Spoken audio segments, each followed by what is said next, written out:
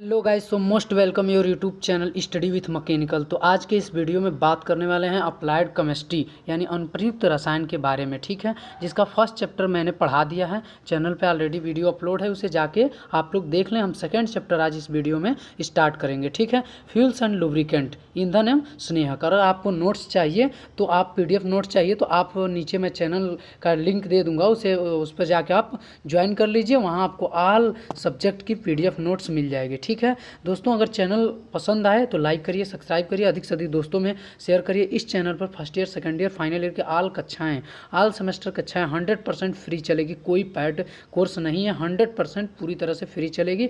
और एग्जाम में क्या क्या इंपॉर्टेंट है ये भी मैं बताऊंगा, कैसे पास करें, कैसे टॉप करें, ये सब मैं बताऊंगा। ठीक है, तब तक मैं वीडियो चालू करता हूँ। ठीक है, आगे मैं इस बारे में डिस्कस करूँगा। अब फ्यूल्स एंड लुब्रिकेंट में सबसे पहले हमको क्या पढ़ना है? फ्यूल्स, ईंधन क्या है, इसके बारे में हमें जानना है। फ्यूल्स क्या है? जो पदार्थ वायु या ऑक्सीजन की उपस्थिति में जलाने पर ऊष्मा व ऊर्जा उत्पन्न करते हैं, ईंधन कहलाते हैं।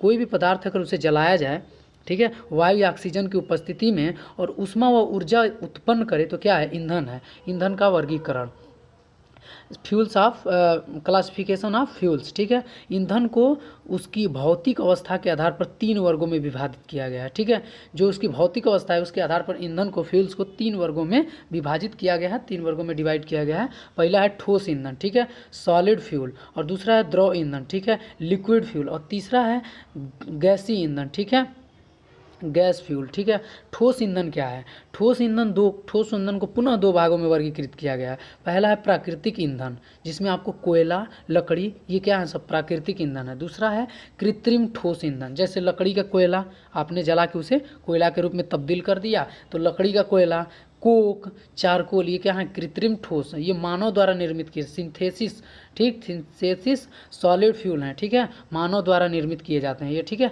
ये हैं मानव द्वारा निर्मित कृत्रिम ठोस ईंधन। ठीक, और दूसरा हमारा है द्रव ईंधन। द्रव ईंधन को 2 भागों में बांटा गया है। पहला है प्राकृतिक द्रव ईंधन, ठीक है, जो प्रकृति से हमें सीधे रूप में मिलता है, जैसे पेट्रोलियम आदि। कृत्रिम द्रव ईंधन, जैसे जो व्यक्ति, कोई भी मानव जिसे बनाता है, ठीक है, उस पर कार्य कुछ वर्क करके उसे बनाता है, जैसे पेट्रोलियम से हम पेट्रोल, डीजल, मिट्टी का तेल निकालते हैं। ठीक है, ये कृत्रिम द्रव ईंधन है। ठीक, एल्कोहल भी इसी के अंतर्गत आता है। तीसरा हमारा है गैसीय ईंधन। ठीक है, ये निम्न 2 प्रकार के होते हैं, प्राकृतिक गैसीय ईंधन, ठीक है, प्राकृतिक जो प्रकृति से हमें सीधे रूप में मिले, जैसे प्राकृतिक गैस। कृत्रिम, जो हम कुछ पर मानव द्वारा बनाया जाए, जैसे कृत्रिम गैस ईंधन में जैसे प्रोड्यूसर गैस, तेल गैस, पेट्रोलियम गैस, जिसे LPG, जो कि आजकल हम घरों में सबसे ज़्यादा यूज करते हैं LPG का, ठीक, कोल गैस इत्यादि। ठीक है, एक अच्छे ईंधन की क्या विशेषता है ये मैं बताऊंगा। उससे पहले ये बताएं कि ये बहुत ही इंपॉर्टेंट वीडियो है। इसमें मैं जो भी टॉपिक बता रहा हूँ बोर्ड की दृष्टि से 100% इंपॉर्टेंट है, वेरी इंपॉर्टेंट है, बोर्ड में पूछा ही जाएगा।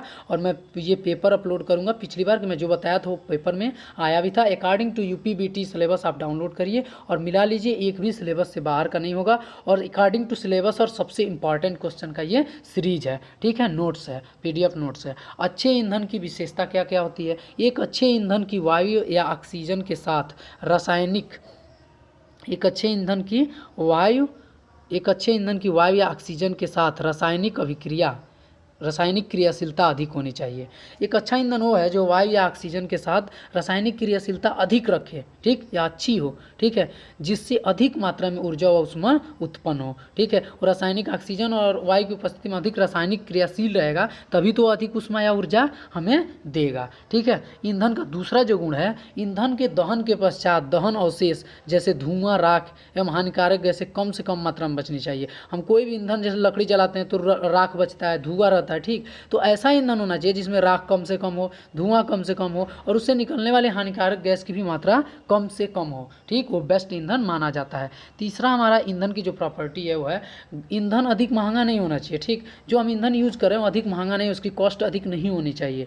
ईंधन आर्थिक रूप से लाभदायक, ठीक है, इकोनॉमिकली वो क्या है, प्रॉफिट हो इसका, ठीक है, इकोनॉमी रूप से वो सही हो, तथा एक स्थान से दूसरे स्थान तक ले जाने में सुविधाजनक हो। ठीक है, एक स्थान से दूसरे स्थान तक आसानी से ले जाया जाने वाला हो। ठीक है, चौथा हमारा है, पांचवा, ऐसा ईंधन अच्छा माना जाता है जिसका ऊष्मीय मान अधिक तथा ज्वलन ताप कम हो। ठीक है, कोई भी ईंधन तब अच्छा माना जाता है जब उसकी ऊष्मीय मान अधिक हो तथा ज्वलन ताप कम हो। ईंधन का ऊष्मीय मान या कैलोरी मान, ठीक है, ये क्या होता है? 1 ग्राम ईंधन के पूर्ण दहन से जितनी ऊष्मा या ऊर्जा उत्सर्जित होती है उसे उस ईंधन का ऊष्मीय मान या कैलोरी मान कहते हैं। आप 1 ग्राम ईंधन लीजिए, उसे पूर्ण दहन से जितनी ऊर्जा या ऊष्मा उत्सर्जित होगी उसे ईंधन का ऊष्मीय मान या इसी को कैलोरी मान कहते हैं। ये बोर्ड में पूछता है कि ईंधन का ऊष्मीय मान क्या है, ठीक है, और सबसे ज़्यादा पूछता है ईंधन का उच्च ऊष्मीय मान और निम्न ऊष्मीय मान लिखिए, हर बार पूछता है, ठीक है। ये वेरी वेरी इंपॉर्टेंट है। हम बता दें कि ये सारी चीज़ें तो पहले वेरी वेरी इंपॉर्टेंट है और ये तो एकदम वेरी वेरी इंपॉर्टेंट है, इस बार आ रहा है, एकदम नोट्स बनाइए और पढ़िए, ठीक है। उच्च ऊष्मीय मान, ठीक है, उच्च ऊष्मीय मान क्या है, ठीक है, उच्च ऊष्मीय के मान के बारे में जानते हैं। उच्च ऊष्मीय मान यानी हायर क्लोरीफाइस वैल्यू, ठीक।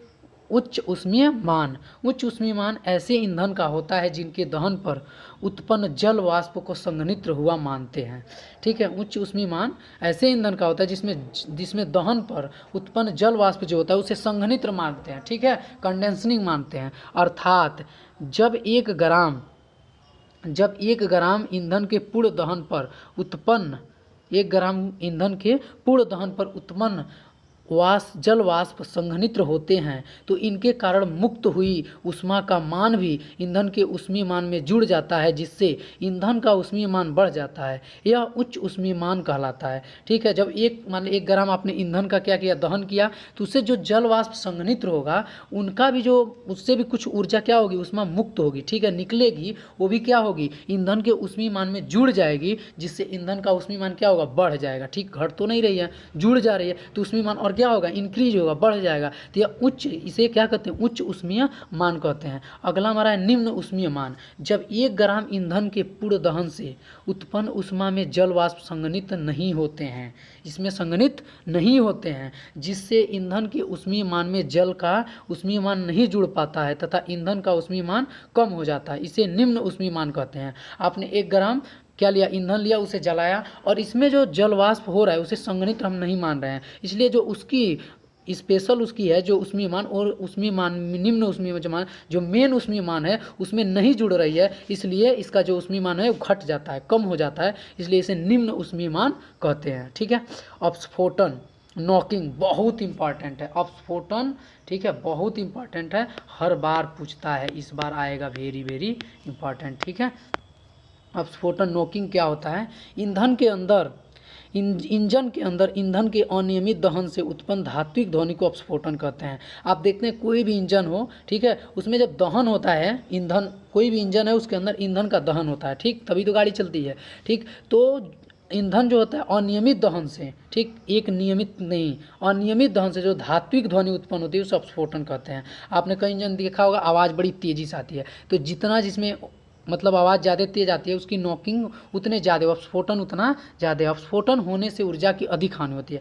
जब वो अपस्फोटन होगा तो क्या होगा, वो धात्विक ध्वनि आएगी, यानी अपने में टकराएगा तभी तो आएगी धात्विक ध्वनि, तो उससे क्या होगी, टकराएगा तो उसकी ऊर्जा कम होगी, ठीक, तो उससे ऊर्जा की हानि होती है तथा बहुत सारा ईंधन व्यर्थ हो जाता है। इससे मशीनों की कार्यक्षमता भी प्रभावित होती है, इससे मशीनों की जो कार्यक्षमता होती है वो भी प्रभावित होती है। अपस्फोटन रोधी कारक, ये भी बहुत इंपॉर्टेंट है, हर बार पूछता है।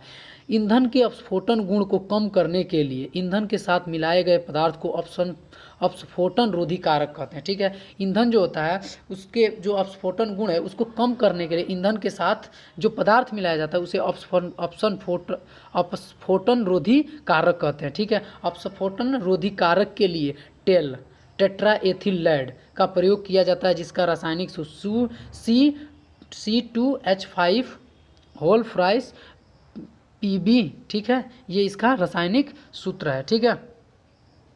ऑक्टेन संख्या n, ठीक है, n हेप्टेन, ऑक्टेन संख्या क्या होती है, ये वेरी वेरी, ऑक्टेन और सीटेन ये तो वेरी वेरी इंपॉर्टेंट है, हर बार पूछता है कि ऑक्टेन नंबर क्या है, इससे क्या किया जाता है, सीटेन नंबर क्या है, इससे क्या किया जाता है, किस पेट्रोल की शुद्धता जांची जाती है या डीजल की, आज हम इससे जान भी जाएंगे कि किससे क्या की जाती है। एन हेप्टेन तथा आइसो ऑक्टेन के मिश्रण में उपस्थित आइसो ऑक्टेन की प्रतिशत मात्रा को ऑक्टेन संख्या कहते हैं, ठीक है। एन हेप्टेन तथा आइसो ऑक्टेन के जो मिश्रण होता है उसमें आइसो ऑक्टेन की प्रतिशत मात्रा को ऑक्टेन संख्या कहते हैं, ठीक है।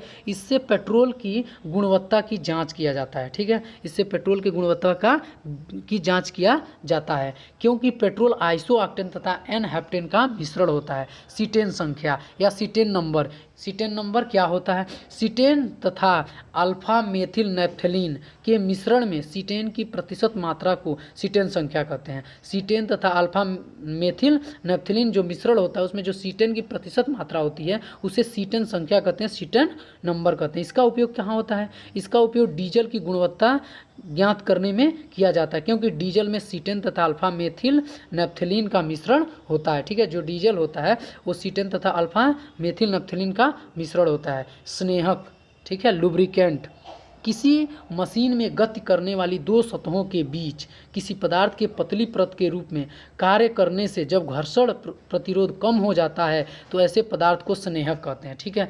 स्नेहक एक ऐसा पदार्थ है जो दो सतहों के बीच का क्या करता है? घर्षण प्रतिरोध कम करता है। सीधी सी बात जानिए, ठीक।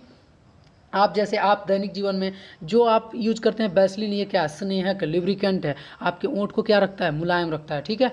लिप्स को मुलायम रखता है, ये भी एक लुब्रिकेंट है। ऐसे पदार्थ जो मशीन में दो विपरीत दशाओं में गति करने वाली धातुओं के सतहों के मध्य परत का कार्य करके उत्पन्न घर्षण प्रतिरोध को कम करते हैं, स्नेहक कहलाते हैं, ठीक है। ऐसे पदार्थ जो मशीन के दो विपरीत, जो विपरीत कर रहा हो, ठीक, एक मान लो अल्टरनेटर दो विपरीत दिशाओं में गति कर रहा है, धातु की सतह उसके मध्य कार्य करता है और घर्षण प्रतिरोध को कम करता है, उसे क्या करते हैं? स्नेहक कहते हैं, लुब्रिकेंट कहते हैं। स्नेहक का कार्य क्या होता है? इसका वर्क क्या होता है? लुब्रिकेंट का वर्क क्या होता है? ये अपनी पतली परत बनाकर दो धातु सतहों के बीच होने वाले सीधे संपर्क को रोकते हैं, ठीक है।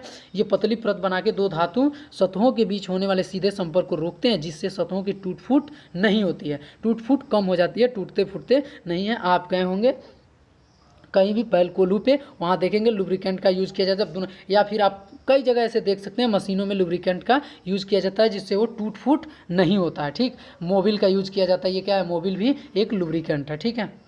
ये दो सतहों के बीच होने वाले घर्षण को अपेक्षाकृत कम करते हैं। इनका मेन कारण है, काम ही है घर्षण को कम करना, ठीक है। स्नेहक का प्रयोग करने से ऊर्जा की हानि कम होने के कारण मशीनों की दक्षता बढ़ जाती है। हम जब लुब्रिकेंट का उपयोग करते हैं तो इसमें क्या होती है? ऊर्जा की हानि कम हो जाती है, जिससे मशीनों की दक्षता बढ़ जाती है। स्नेहक का प्रयोग करने से अत्यधिक ऊर्जा उष्मा के रूप में परिवर्तित नहीं होती है, ठीक है। जब ज़्यादा उसमें फ्रिक्शन होगा तो क्या होगा? उसमें उष्मा उत्सर्जित होगी, ऊर्जा जो होगी उष्मा के रूप में क्या हो जाएगी? उत्सर्जित हो जाएगी। तो इसका जो उपयोग होता है वो क्या करता है? ऊर्जा को उष्मा के रूप में परिवर्तित नहीं होने देता है, अतः स्नेहक एक शीतलक का भी कार्य करता है, ठीक है।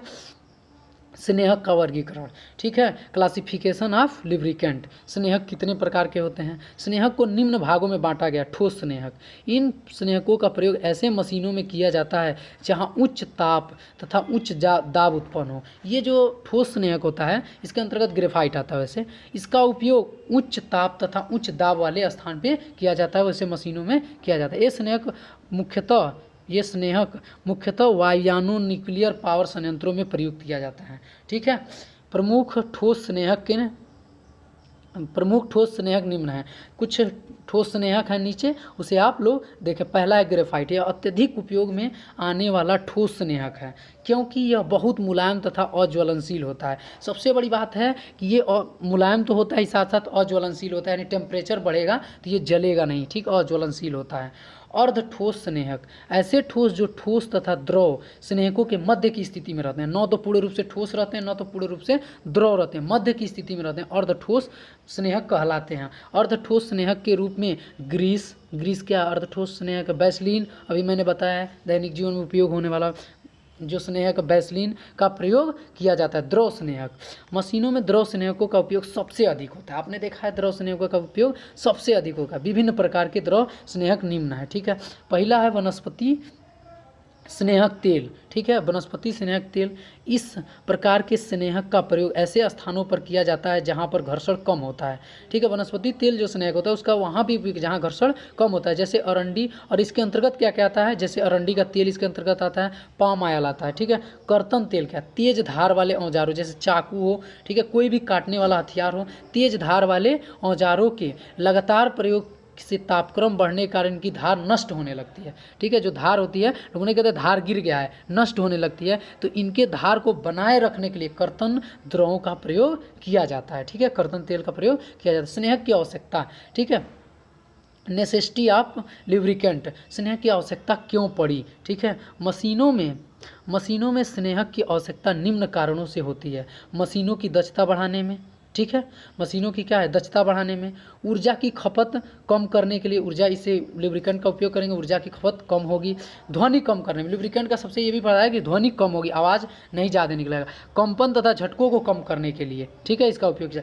मशीनों की उम्र बढ़ाने में, मशीन की दक्षता बढ़ेगी, उम्र बढ़ जाएगी, ठीक है, घर्षण प्रतिरोध कम करने के लिए। ठीक है, आगे हम बढ़ेंगे। अच्छे स्नेहक के गुण या स्नेहकों के गुणधर्म। एक अच्छा स्नेहक क्या होता है, उसके अंदर क्या क्या गुण होनी चाहिए। पहला तो उसके अंदर श्यानता, विस्कोसिटी होनी चाहिए। ठीक है, यह स्नेहकों का प्रमुख गुण है। स्नेहक का वह गुण जो विभिन्न परतों के बीच आपेक्षिक गति का विरोध करता है, श्यानता कहलाता है। श्यानता का हमने अगले वीडियो में बताया भी है कि श्यानता क्या होती है, जो आपेक्षिक गति का विरोध करता है वो क्या कहलाता है, श्यानता कहलाता है। ठीक है, गाढ़े द्रव की श्यानता अधिक तथा तरल द्रव की श्यानता कम होती है। जैसे पारा होता है वो बहुत ज़्यादा गाढ़ा होती है, उसकी श्यानता बहुत ज़्यादा, विस्कोसिटी बहुत ज़्यादा होती है। वहीं द्रव जो है उसकी श्यानता कम होती है। ठीक है, ये पतला होता है। ठीक है, और एक और श्यानता का ये होता है, जो जितना ज़्यादा श्यान होगा वो फैलेगा नहीं। अब पारा की अपेक्षा द्रव ज़्यादा फैलता है, इसलिए द्रव कम श्यान है। ठीक है, स्निग्धता क्या है, अधिक ताप तथा दाब पर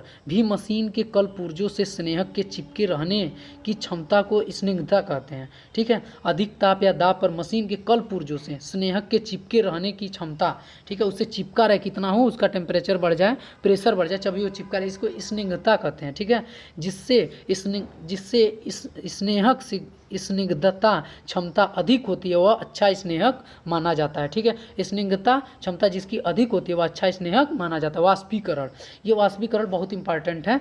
ऐसे स्नेहक जिसमें वाष्पशीलता का गुण कम होता है, ठीक, वाष्पशील न हो, ठीक, नहीं तो ऐसा हो टेम्परेचर बढ़े वाष्प के रूप में वो बाहर निकल जाए। वाष्पशीलता का गुण कम होता है, वे अच्छे स्नेहक होते हैं। ठीक है, पायसीकरण, ठीक है, पायसीकरण हर बार तो पूछता है, ये पायसीकरण क्या है, इसमें भी पूछ लेगा, लिब्रिकेंट के गुण में भी, और पायसीकरण क्या है ये भी पूछेगा केमिस्ट्री में। ठीक, मशीनों में उपस्थित तेल पानी के साथ मिलकर, मशीनों में उपस्थित तेल जो होता है वो पानी के साथ मिलकर इमल्सन बनाते हैं, जो वातावरण में उपस्थित धूल मिट्टी आदि के कण को अवशोषित कर लेता है। परिणाम स्वरूप स्नेहक तेल का स्नेहक गुण समाप्त हो जाता है। अतः स्नेहक जल के साथ मिलकर पायस नहीं बनने वाला होना चाहिए।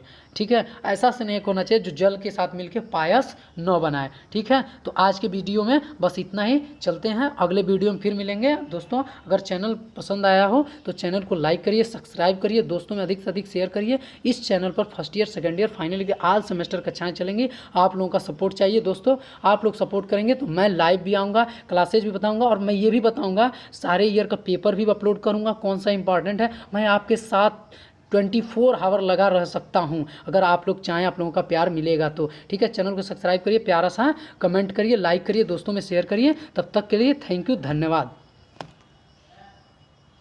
All of you.